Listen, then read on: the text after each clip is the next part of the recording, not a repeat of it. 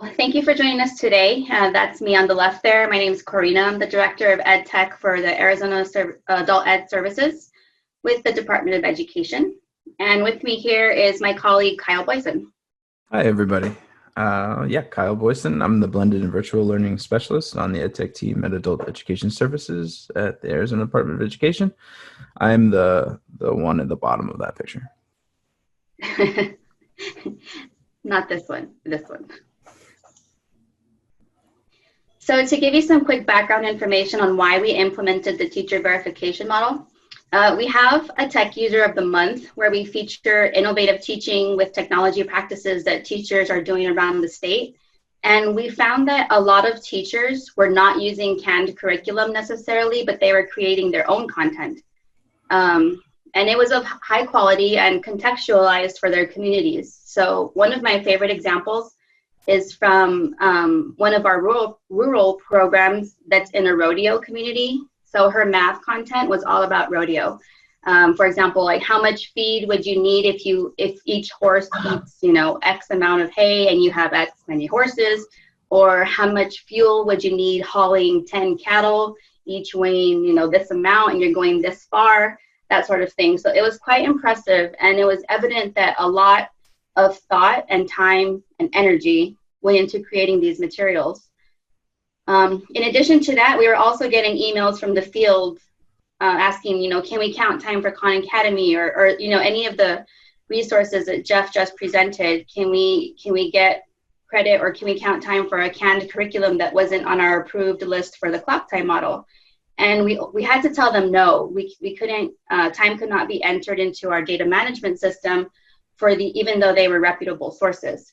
And we wanted teachers to be able to get, quote unquote, credit for all they were creating. And we wanted to be able to track whether it was effective as well in the data management system. So enter the teacher verification model. So these are just some examples of the teachers that we featured in the Tech User of the Month. So when we were planning for implementation, as you may know, there are many what ifs when it comes to the teacher verification model. So once we sat down to plan for implementation, we prioritized these three areas. First, we wanted to ensure that our definition of blended learning was clear across the field, and we wanted to ensure that teachers thought about the tasks they were giving students. So is it meaningful? So we want, like, I think it was Jeff, or maybe it was the Skill Rise representative earlier that said we wanted it to be meaningful. We didn't want teachers to just check a technology box. Like, are we using technology here? Let's give them this resource. So we wanted to make sure that teachers were assigning meaningful tasks. And is it accessible? So considering not only technology, but cost, will students be able to access the material for free? Will they have access to it on their mobile phones if they don't have computers at home? That sort of thing. So we wanted them to be able to make sure they can complete the task when they leave the classroom. Is it aligned to our content standards? We're one of those states that has our own standards. So we wanted to make sure that they're aligned, the task is aligned, and is it truly blended? And again, not just checking a technology box. So, and then documentation. We wanted to consider, what do we want to document? How do we want to do it? And how could we make it available for everyone in the state to access? So these were our three priorities when planning for implementation.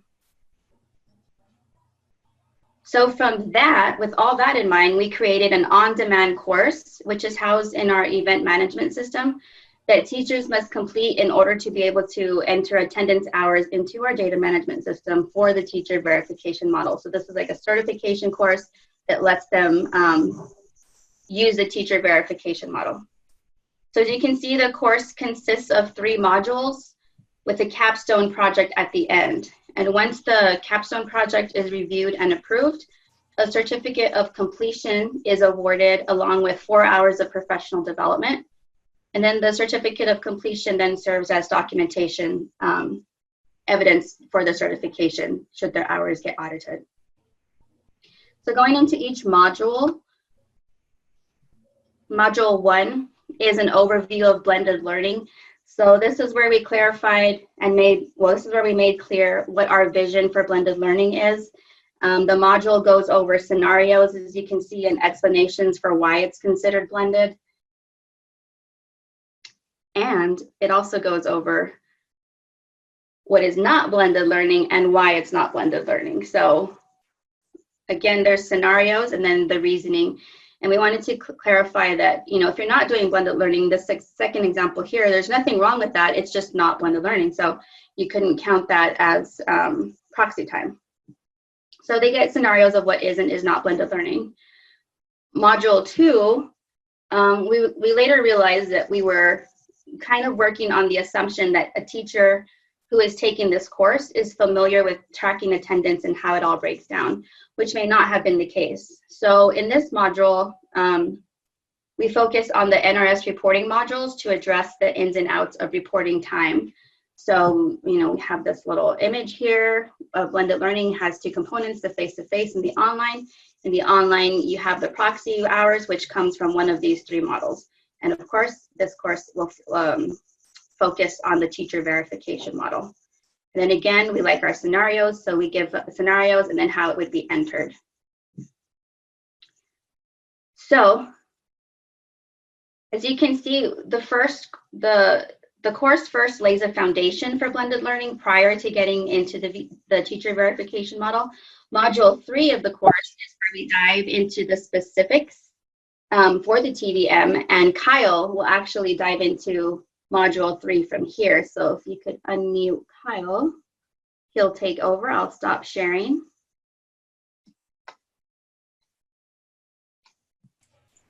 Thanks, Corina. Let me get my share going here. I'm just going to share my screen. Hope everybody is doing well. I should be seeing my screen, can you? Yeah, thanks, Kyle. Awesome. Okay, so tag, I'm it, a much more refined version of me than currently exists in the world. All right, so module 3 of the blended learning certification course focuses in on the teacher verification model, starting off with some challenges that teachers may face, including the technology that students have access to, the time that students can commit outside of class for these kind of, let me exit real quick, sorry. Okay, sorry about that. The time that students can commit daily to tasks outside of face-to-face class, and then also the self-efficacy and self-regulation of learners. So considerations teachers should make as they find resources and document them. And then we put together a list of questions that are really, really pertinent to the full documentation of a resource that's going to be used for proxy hours via the teacher verification model. And these questions are things that Corina had gone over before a little bit, but specifically, what are the standards that are going to be addressed by the resource that's being documented? How does it link? What's the blended piece? How does this technology or digital piece link to the face-to-face lesson prior to or that precedes it? Then also how appropriate this resource is for the adult audience, which is something that we run into, especially for lower level or English learners. There's a lot of resources that are pointed towards a younger audience. So that's a consideration. Also, how is the access for adult learners with low tech or access to slow internet? Can it function on unreliable or slow internet? And then also, does it require an account to access, or is it free for students? So those are all considerations that we go over. The culmination of module 3 is what we call the blended learning certification course capstone. This tasks teachers with finding a resource online. I'm going to continue with the theme of using Khan Academy, but teachers can also submit their own custom resources that are made available through Canvas. It can be a wide range. And what teachers are given is access to a Google form. And through that Google form, it's a step-by-step process for documenting the resource, including the things I mentioned before, where the teachers decide which standards are being addressed, how many hours would be awarded, et cetera, et cetera. These submissions need to be reviewed. They're actually reviewed by myself. So once a teacher gets to the end of the course, they find a resource, they document it, and they submit it. I will review it, and if the submission meets all the criterion and is good to go, then I will send that feedback and along with a certification for use of the teacher verification model. If it's not, then I will send a request for revision. Those are the boxes at the bottom are just screen captures of the feedback templates that I send to teachers so that they can go back and they can edit the form after they've submitted it. Now, initially, one of the way that we gathered these resource evaluations, these teacher verification model submissions, was through Word documents. And that ended up being it was functional, but ended up being cumbersome. And what teachers would do is they would document their resource submission on the Word document. They would send it in for review. And then afterwards at the Department of Education, we wouldn't really see the teacher verification model submissions or lessons that teachers were using because they were stored at the program. So there was a little bit of a disconnect between the state office and each of the programs. And we wanted to make sure that teachers that were spending time to document these resources were also getting the most bang for their buck out of them, so that once a resource was documented, it could be used throughout the state. So we switched that to a Google form, as I mentioned before. And what that did is it gave teachers that submitted resources, it gave that resource the ability to be put into a repository that could be used statewide. And so the final piece, after the teacher would document the resource, align it to the standards, and assign it an amount of proxy hours, is that resource would go into a overall repository for the state, which is pictured right here. And that repository has filters on it, so you can the teachers can filter by the program that submitted the resource or the platform, whether it be Khan Academy or teacher created. They can filter by subject area, domain. This is something that we're currently iterating on and building on, but it allows those teacher verification model lessons after a teacher is certified for future submissions to be put into an overall repository that can be accessed statewide, which is what we're currently working on refining.